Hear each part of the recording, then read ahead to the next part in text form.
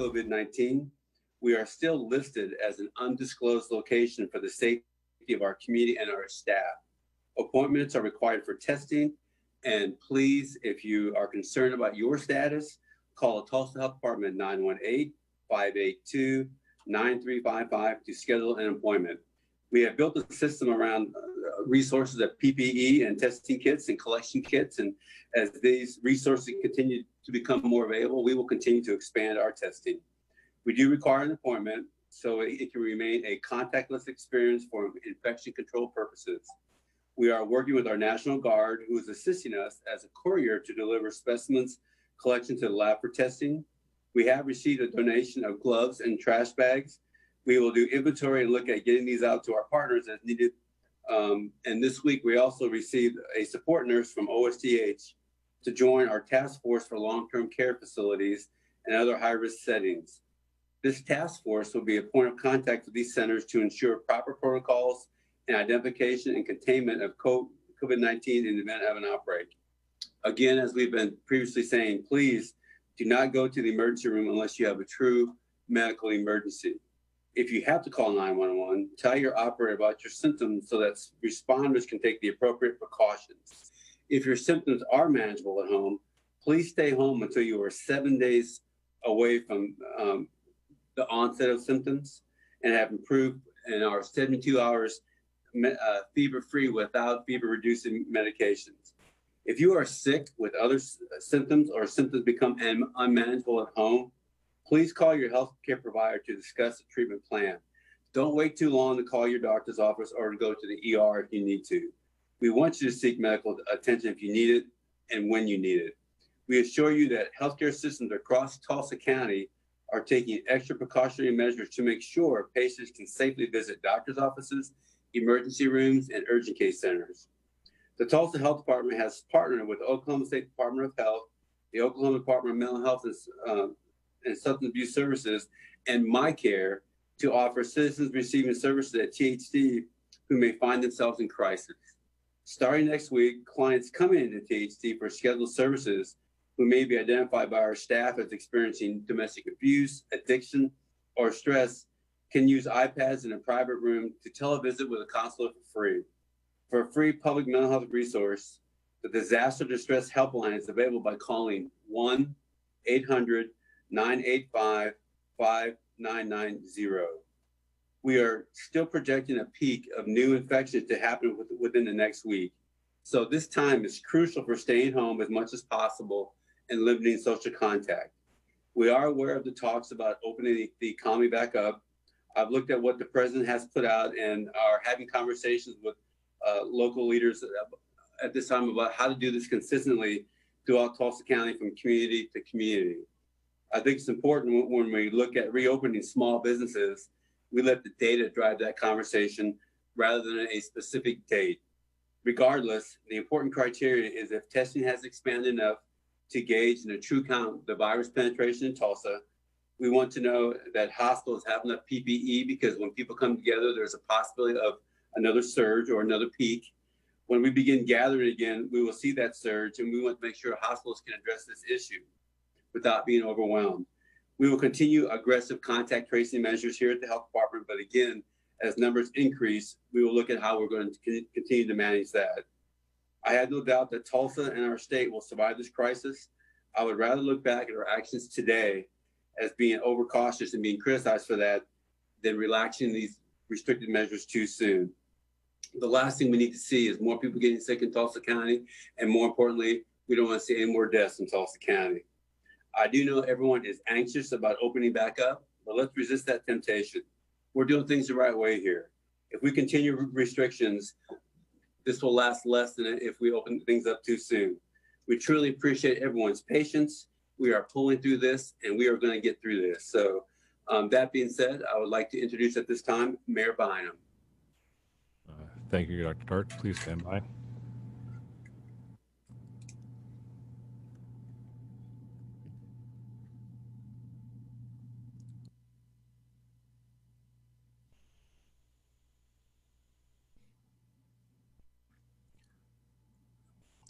Mayor G.T. Bynum, City of Tulsa. Thank you, Dr. Dart. I can never say it enough times how grateful I am for you and your team and the guidance that you provide us here in Tulsa as we try to keep people safe. There are several important things I want to talk about in today's briefing. The first is the one that we're certainly hearing a lot about right now, which is how we re-engage so much of our economy here in Tulsa. I think it's important to distinguish two different tracks that we're working on. Now, the great Tulsa businessman who did so much for our city, Wade Phillips, had a great saying that I always think about, which is the when is as important as the how. And those are the two things that we're really focused on right now. The when is one that I really rely heavily on the Tulsa Health Department to let us know when is a safe time to re-engage parts of our economy that have been necessarily closed down due to the coronavirus pandemic that's afflicting the entire globe. And in the conversations I've had with Dr. Dart, what we recognize is that what we have to do is look at overall positive test cases in Tulsa. Now that testing is widely deployed, as you've heard Dr. Dart mention before, we now have at the Tulsa Health Department the ability to test people. If you have one symptom, you can call the Tulsa Health Department or your healthcare provider to get a test taken. The state of Oklahoma has over 80 different testing sites set up around the state for people to get the tests that they need. And now that we've established much better levels of testing than we had at the outset of this, we're able to get a better feel for the daily rate at which we're being afflicted with this virus and the rate at which people are contracting it. And so all the modeling that we've had to date shows that this week is anticipated, as I've said many times, to be the peak of the contagion rate. But we won't truly know that. That's based on modeling. We won't truly know that until people who have contracted it this week, and it's usually about 3 to 5 days before people start to notice symptoms of having COVID-19, and then they can get a test. We would expect to see those tests. If this week truly has been the peak of contagion rate, we would expect to see those tests also peaking sometime next week. The key for us is that you want to see a decline over a period of time. In some cases, it's 7 days. In other cases, it's 14. But you want to see, at the very least, 7 days of declining daily positive tests in a community. And so the Tulsa Health Department, as they report that data to us on a daily basis, that's the number that I'm keeping an eye on. And in conversations with Dr. Dart and looking at the data that's out there from Centers for Disease Control and others, what you really want to identify is, one, do you have that steady decline in positive tests? And then two, does your hospital system have the capacity to handle the number of hospitalizations that you're seeing? And if you have both of those cases, that kind of answers a lot of your when question as to when we could start to roll back some of the social distancing practices that we've had to put in place in our community over the last month. Now, the other big aspect of this, though, is the how. And I don't want anyone to have the assumption that we go and flip a switch and everything is the way it was in February. I've not heard any public health professional suggest that that's what ought to be done. I haven't heard the governor suggest that. I haven't heard the president suggest that, contrary to what seems to be interpreted by a lot of their statements. But what I do hear a lot of people talking about, and what we will do here in Tulsa, is a phased approach. And that is a way of cautiously proceeding with reopening aspects of our economy that have been shuttered, but not necessarily reopening them the same way that they were in February. There are modifications that need to be made to make them safer for people. And I'm very grateful for people like Elliot Nelson, who's helping me identify ways that we can do that with restaurants in Tulsa, people like Marilyn Iloff, who's helping me identify ways that we can do that with salons. Anna America, our parks director, is helping with a lot of park aspects and public recreation aspects.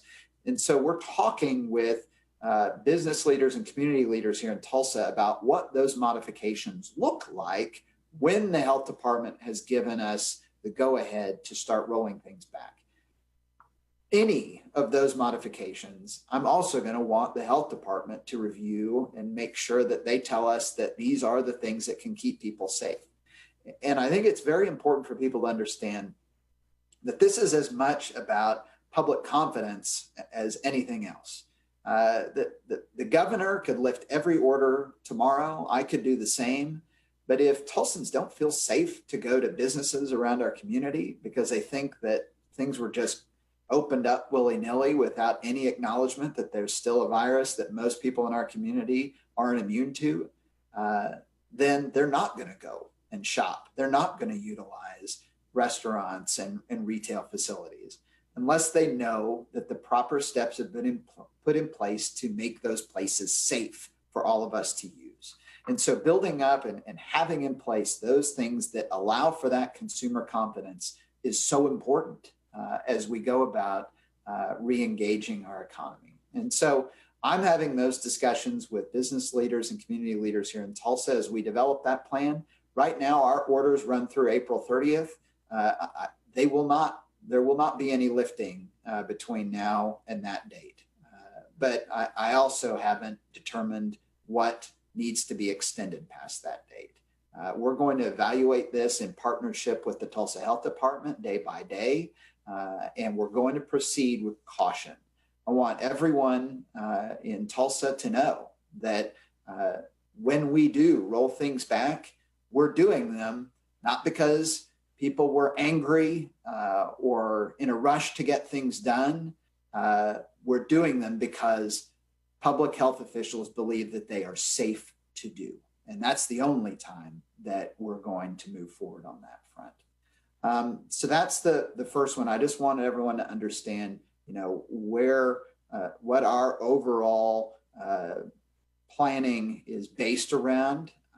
And my expectation would be that as we have those individual plans for things to do, and as we're tracking and getting nearer to a time when we believe that we can re-engage those aspects of our economy, you'll certainly hear about those at these briefings.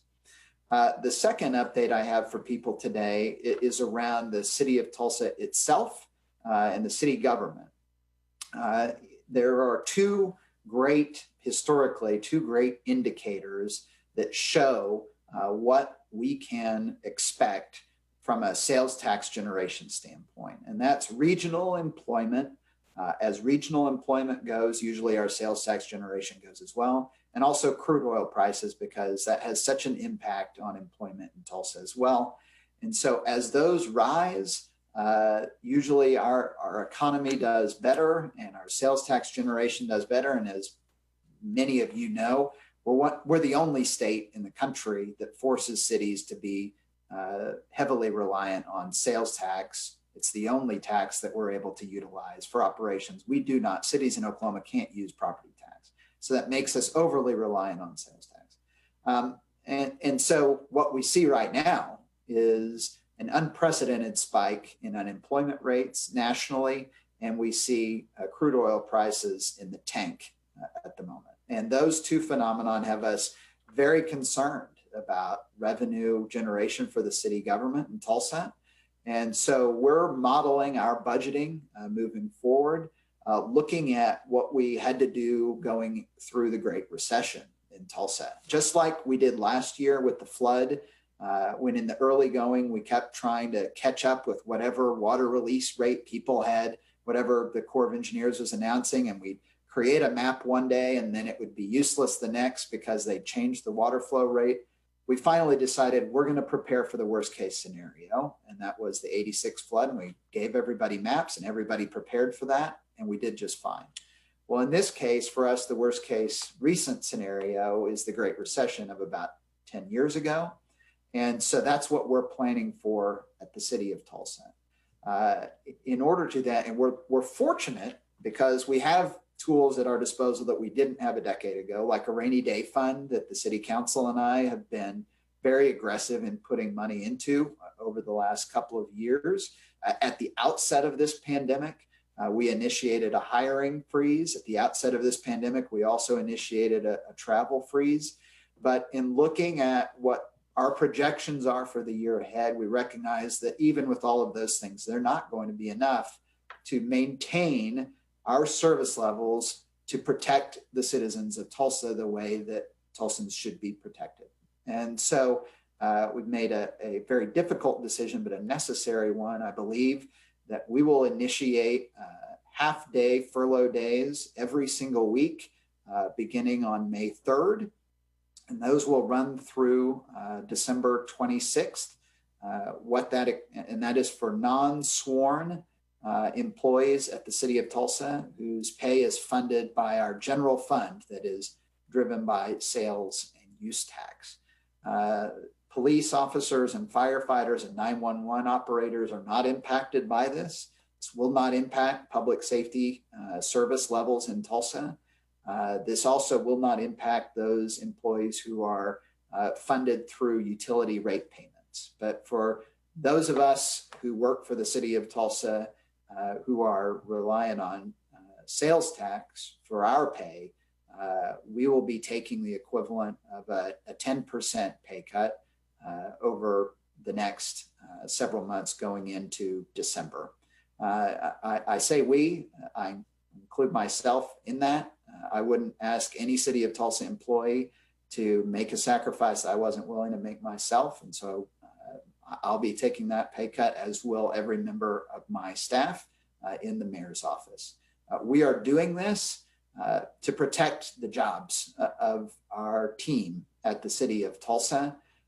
And this kind of reduction in pay, I believe, is necessary going into a fiscal year with great economic uncertainty, both locally and nationally. And so we're going to make these difficult decisions at the outset of the year, not try to catch up midway through the year. So those will go into effect on May 4th and again run through the end of the year. Another update on our small business relief efforts that we have here in Tulsa.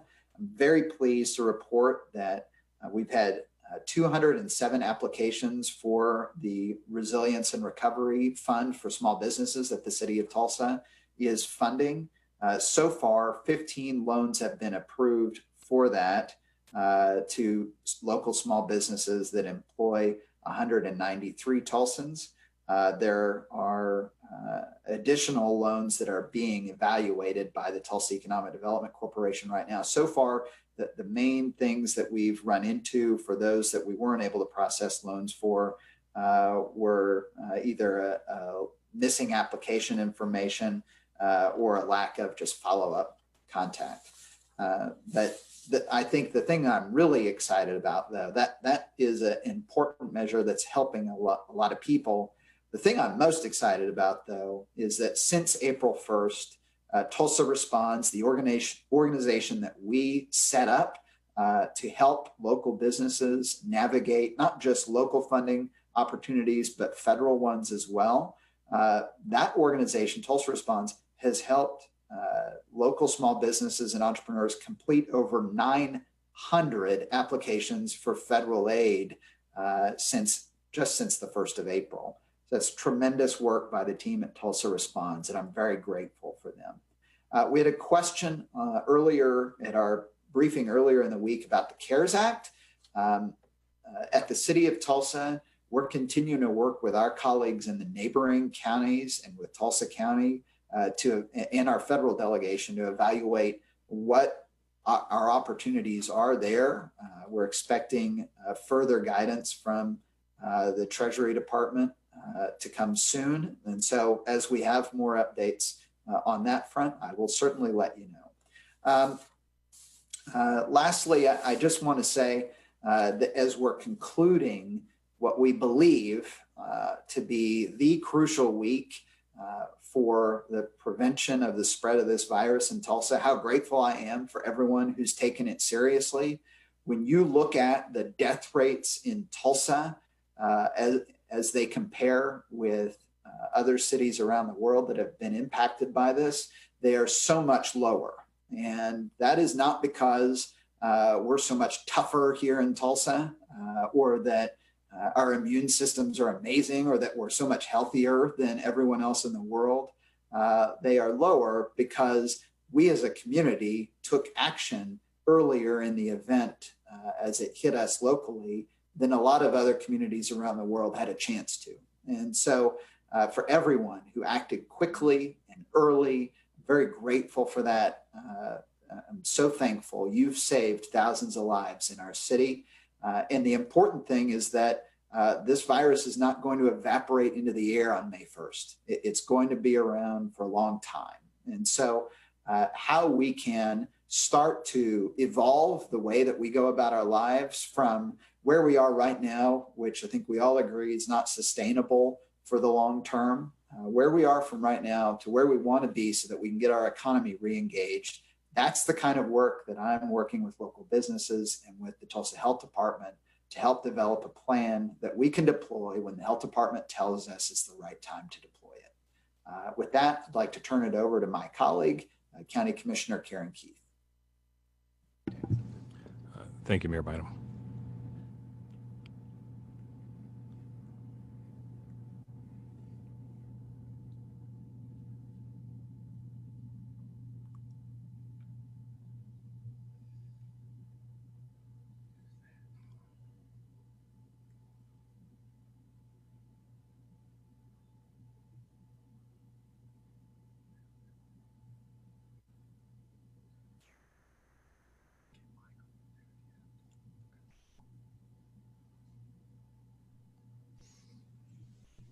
I'm sorry, we have seemed to have some difficulties with Karen's connection, so we're going to move to Mental Health Association of Oklahoma, Mike Brose. Yes, thank you so much. I want to just, on behalf of the citizens of Tulsa and the county, I'd like to just thank Mayor Bynum, Commissioner Keith, Dr. Dart with the City County Health Department for your leadership on this. As a citizen, your information, your leadership is invaluable to us as a community. And as the mayor just said, I think this community coming together in the way that we have and working together and acting quickly will help us as we move through this and do it as quickly and as prudently as possible. For the viewers, listeners, I think it's important. We've talked so much about universal health precautions. Hand washing, social distancing, all the other safety, personal protection equipment, the use of masks. We've all done so much about that, and that is going to continue to be critically important. With that said, I appreciate the invitation to be on this press conference with the recognition that our mental health and our promotion of universal mental health precautions, that we need to make sure that all of ourselves, that we're caring for ourselves physically, but also mentally and emotionally as we work our way through this crisis. It is very stressful. We all have experience of anxiety. We're all having issues of some sleep disturbance, and anxiety about our economic well-being. Those are understandable and to be fully expected. Universal mental health precautions. It's about right now about good nutrition, maintaining good nutrition, trying our very best to maintain our sleep and rest habits. So we're getting adequate rest, we're getting adequate sleep, and also that we're getting exercise. And again, many of us are used to exercising out into our parks, out in our communities and health clubs. That's been limited to some extent. Many of us are now having to transition into using exercise as a way to help us manage our anxiety and our stress and our worry at home. And so again, exercise, nutrition, rest, encourage people to do that. Now, beyond that, but prior to COVID-19, this crisis pandemic, many of our community have ongoing, regular, chronic mental health conditions that they have been involved in treatment. I want to reassure those families in that community that the community mental health center system continues to be open. It continues to be active, engaging. They're using safety precautions, telehealth, FaceTime, phone conversations to be able, and if you're isolated, please reach out to them. I want to remind everyone also, we're worried about people being isolated. If you know of anybody, a neighbor, a family member, a friend, someone you worship with who's alone, reach out to them, call them, text them, reach out to them on a regular basis while still practicing and utilizing social distancing. It's very important that we keep our neighbors and our friends and our loved ones in mind in their mental and physical well-being, that we do that. Again, I want to remind the viewers, 211 is available. Mental Health Association Oklahoma. Dr. Dart mentioned about the things that the health department is linked up with other state agencies, including the Oklahoma Department of Mental Health and Substance Abuse Services, to assist people. The mental health community is open and available, and you can go to our number, you can go to our website. The Mental Health Association is also offering virtual support groups, our regular support groups that we have for people who have depression, anxiety, bipolar disorder, for their family members. We've added other additional support groups, including those that are first responders, COVID-19 related first responders, people on the front lines, from our grocery checkers, people that are out there in the community continuing to have to be in essential positions. We have a support group just for them. It's virtual. We also have one just for the general public who are needing somewhere to connect with, to talk to hear what others are dealing with, and to learn and find out you're not alone. Those are all led by licensed mental health professionals. They're free. You can get the information on those from our website, mhaok.org. That's mhaok.org. Again, many people are concerned about our homeless population. The shelter system people are doing incredible, heroic work with that population. The outreach teams are out there using all safety precautions, but we're still outreaching to that community where people are still being housed. It's slower, but we are getting people housed as quickly as we can. I want to do a special shout out with the city of Tulsa, Becky Gligo, her leadership, and the team with Housing Solutions that are all working with all the different providers. I want to thank the Tulsa Area United Way for continuing to be very concerned about the financial well-being and strength, having all the resources that the nonprofit community needs. Again, during this time, I want to caution everyone to be careful about excessive use of substances, including alcohol, prescribed or non-prescribed medications. Be very, very careful with that. Also, we know that there's always a higher possibility of increased levels of child abuse, domestic violence. Again, reach out, get help. Let's protect each other. And above all, as families, I hear stories of families having dinner together they haven't done that for a long time. They're playing board games, they're having fun, they're finding ways to enjoy themselves in ways and finding those silver linings in the midst of this. So I want to thank our leadership and thank you for allowing me to come on to this press conference. Okay, thank you, Mr. Brose. Stand by as we bring on our next speaker.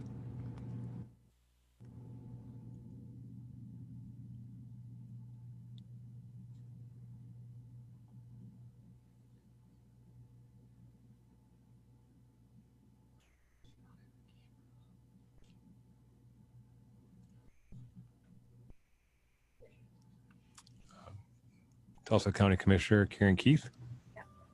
Hey, Mike Brose, thank you so much for all your work in these areas, because it's absolutely critical at this time, and I know you're helping a lot of folks out. So I just want to give you a shout out and thank you. So on some good information for you to know that in order to help local governments cope with expenditures incurred during this COVID-19 pandemic, the federal government will begin distribution of funds starting next week.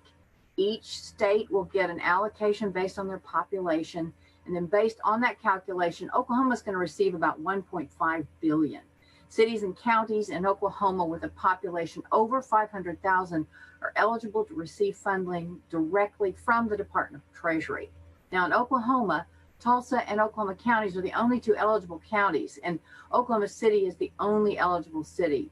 The rest of the counties and cities in Oklahoma will be eligible to share in the state's allocation, but Tulsa County will be looking at all expenses within the county. Now, these funds are to cover COVID-19 related expenses between March 1st and December 30th. So once the funds are received, they can only be used to pay for expenditures over current budget levels incurred due to public health emergency, and also for mitigating the impacts of COVID-19 in the immediate future.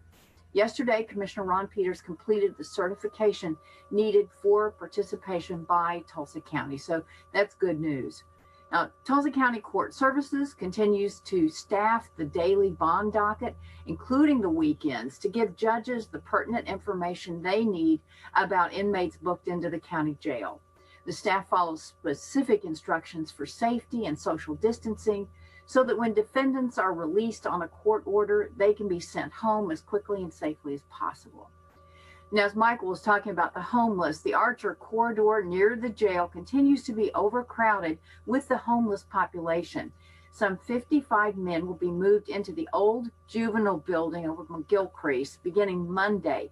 And during the day, others will be transported there for meals and access to telemedicine. In addition, a lease is being worked out for a 72-room hotel that will also begin to accommodate some of the most vulnerable citizens. And I would also like to thank Becky Gligo for heading up a lot of these efforts to help this population. Now, fortunately, we are not reporting any COVID cases in this population so far, and that also remains the case with the Tulsa County Jail. And kudos to the Tulsa Housing Authority. THA is waiving rent payments for April and May at its 17 properties in Tulsa.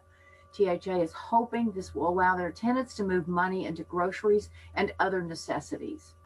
And I want to close with a shout out to our suburban communities and thank them for their efforts to keep this pandemic in check. I know the mayor is reaching out to our area city managers in an effort to help us all work on a plan to reopen at a pace that does not make us vulnerable to increasing the spread and starting this process all over again. There is a great deal of cooperation between governing authorities. By working together, we can have far better outcomes in the long run.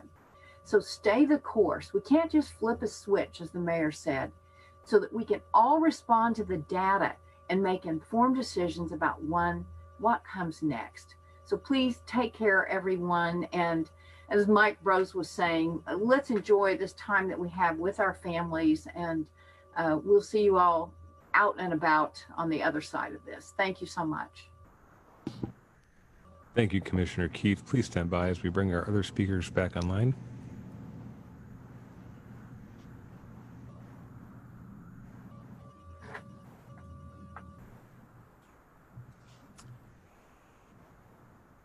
Okay, with everybody back, we'll now take questions from the press. Our first question is for Dr. Dart from Channel 6. Can you describe the contact tracing process and a rough estimate of how many of Tulsa confirmed cases show indications they've transmitted to others? So when we get the report, and by law, COVID-19 is report to the state then turns around and sends that report to Tulsa Health Department. We reach out and contact every individual who has tested positive.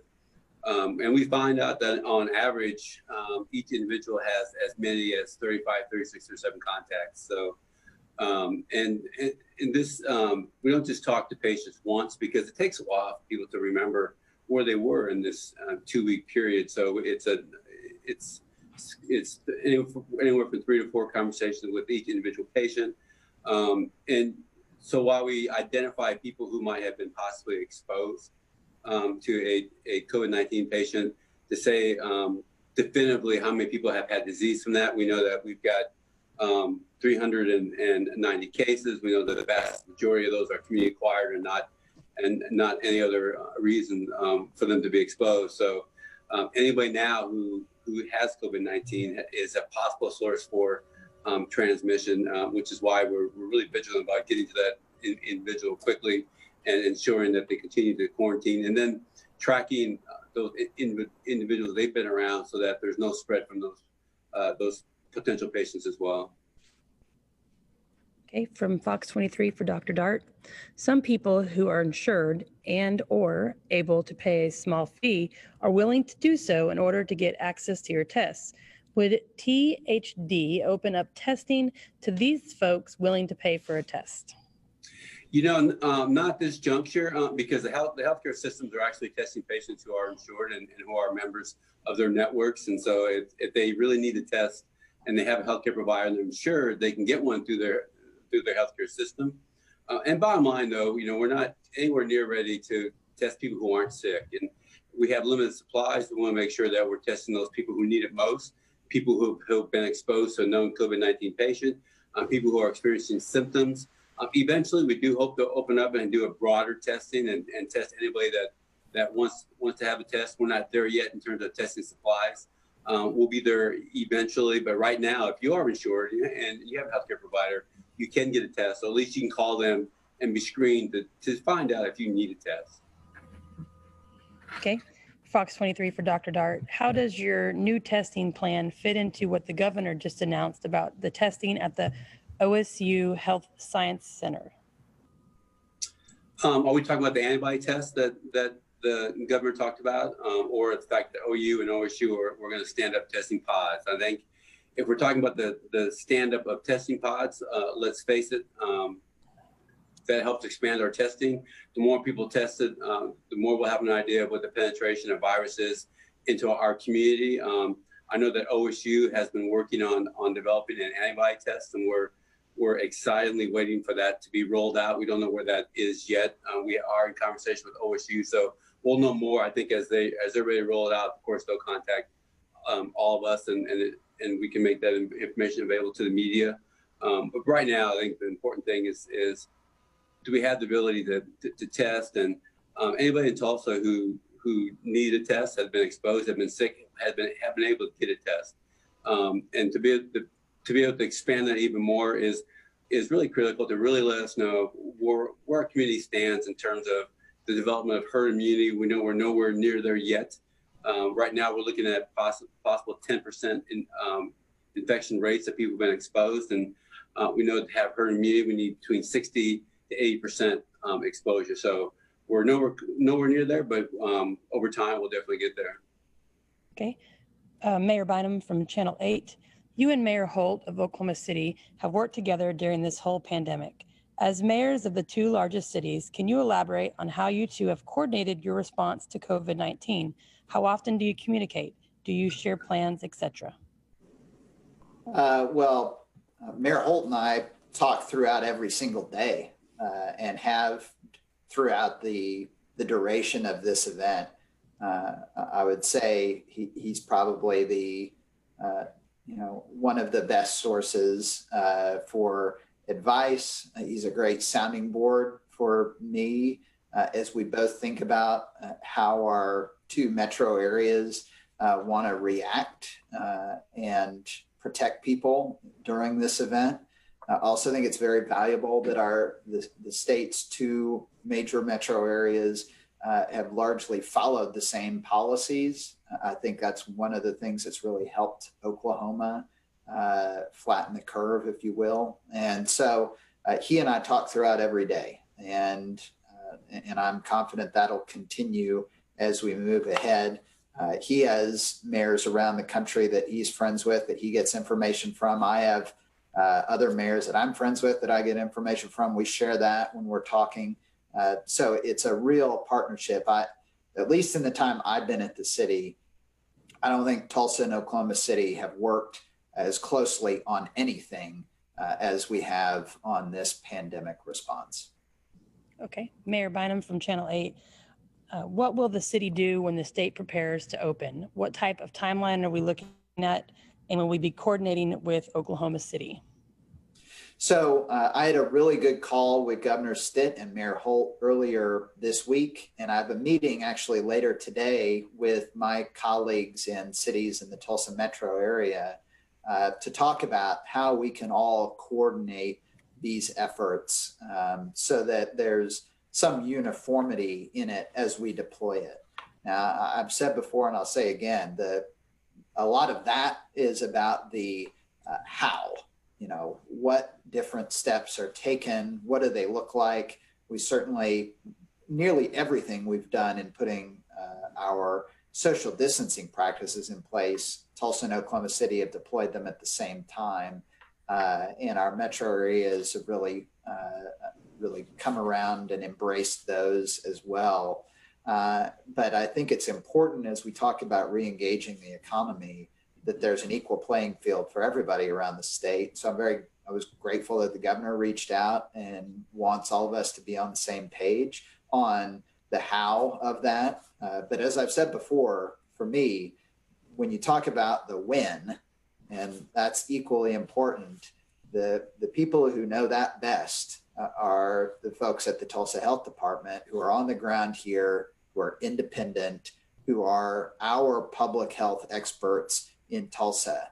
And so I'm going to follow their guidance on the when as to what we do here and when the right time to do it is. I'm very pleased, though, to see most of the talk you hear nationally, whether that's here in Tulsa, around the state. You heard it from the governor. You've heard it from the White House yesterday.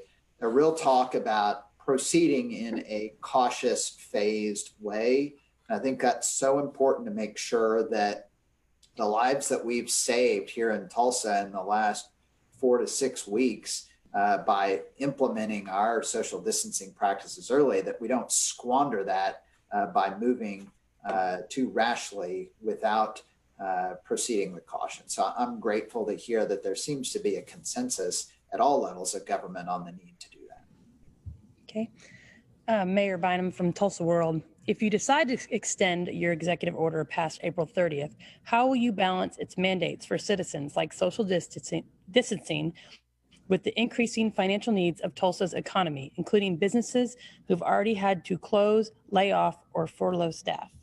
Well, that's exactly why I'm having the kinds of conversations I talked about earlier with businesses as to what kinds of adjustments can be made to make them safer for people moving forward. So again, everything I'm hearing, best case scenario is that we don't have a vaccine for this for 12 to 18 months. And that's best case. So we have to realize that there's going to be a new normal for commerce, not just here in Tulsa, but all around the world. And we want businesses to get reopened. I want our small business owners and large business owners to get back to business in Tulsa. But we all have to recognize that a lot of those businesses may not look and operate exactly the same way they did before there was a virus in our community that no one, except for a handful of people that have contracted it so far, are immune to.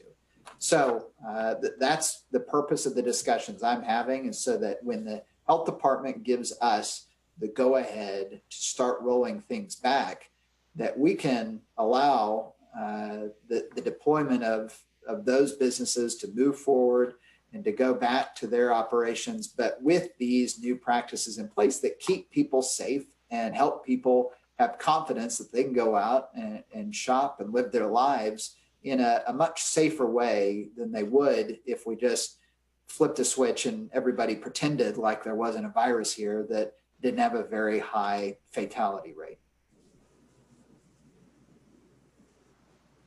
Okay, Fox 23 for Mayor. Is next year's budget that you will present to the counselors next week going to be in flux right up until you present it because so much economic data and other things are changing?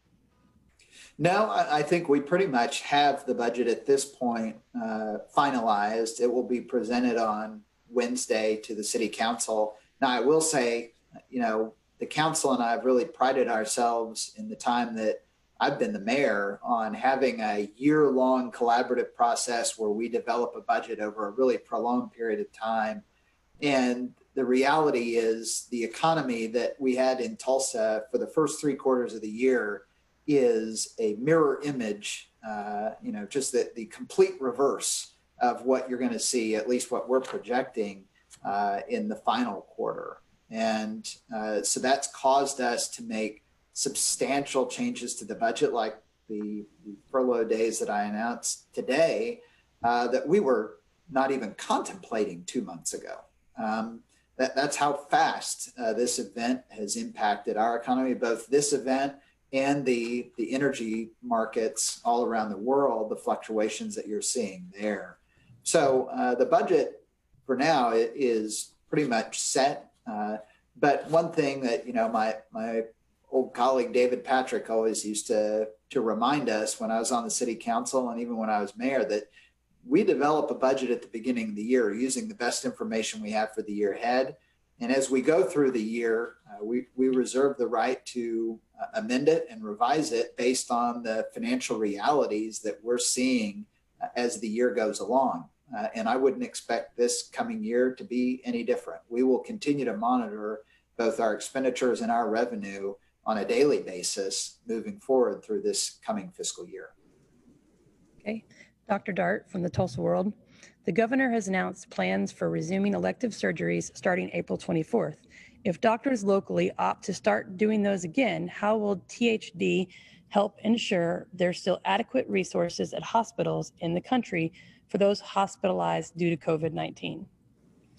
The important issue here is that each hospital has the amount of PPE that they need. When they start to increase elective surgeries, they're going to need more PPE. We work very closely with the regional medical response system. PPE is brought in through that network of emergency managers, and we'll continue to do that. We are seeing an increase in the volume of resources and supplies. At the same time, it's not just PPE. It's ensuring that we have the ability to do expanded testing. And it's also, as we said previously, it's important that each hospital understands their surge capacity and their ability to meet surge when we start to see peaks start to rise again once people start to come together. So all those things, it's not just a one variable issue. It's fairly complicated. It's really interconnected.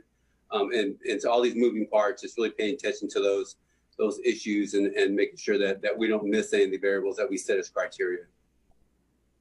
Okay. Fox 23 from Mike Bros. With there being everything from feelings of fear and hopelessness and isolation, how have local suicide prevention programs been holding up over the past few weeks? Has there been an inflow of people with needs? Well, we're always concerned about, I think, on any given day, any given year, the viewers may or may not be aware that we have about 3 times as many suicides as we do homicides. That's true all over the country. Suicide and the threat of self-harm is always an issue that we're very, very concerned about. And we really need family members, coworkers, friends, neighbors, people who we worship with, to help us identify individuals who are having a particularly difficult time right now and who may even be having thoughts of self-harm. And so to reach out to that person and to tell that person, we're going to get you the help that you need, and I'm going to help you stay with them. And the mental health community is open and it's active, and it's but we do need the help of people in the community and coworkers, friends, families, as I mentioned, to help us identify who those people are. And if you're one of those individuals and you're having those thoughts, please reach out. Again, 211 Mental Health Association. If you're in an extreme crisis, 911. We really want to be there to help us through this time.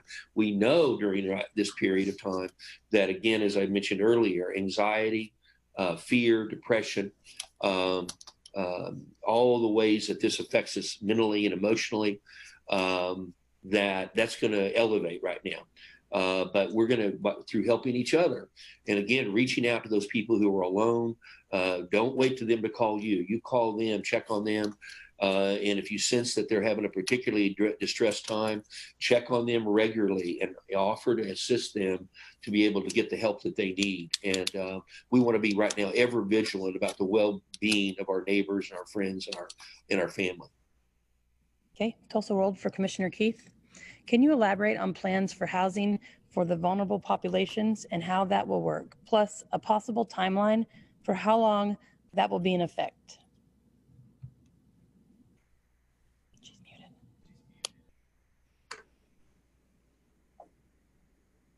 Commissioner, your mic is muted. Little city-county collaboration there. I appreciate that. And again, a shout out to Becky Gligo for helping get this thing to stand up. The Juvenile Center, the county kind of handed the keys over to this group, and today they're actually training folks to be able to go in and help manage that population when they move in next Monday. So we'll have 50 folks moving in that are currently housed at the Salvation Army. And then they'll actually be spending the nights there. But during the day, they'll be bringing some of that population that if you drive through that corridor, there are a lot of people just sitting outside and hanging out together there and get meals and some telemedicine. There'll be some wraparound services that are important for that population. So boy, kudos to everybody who's had a hand in making that happen. And anyway, that's kind of the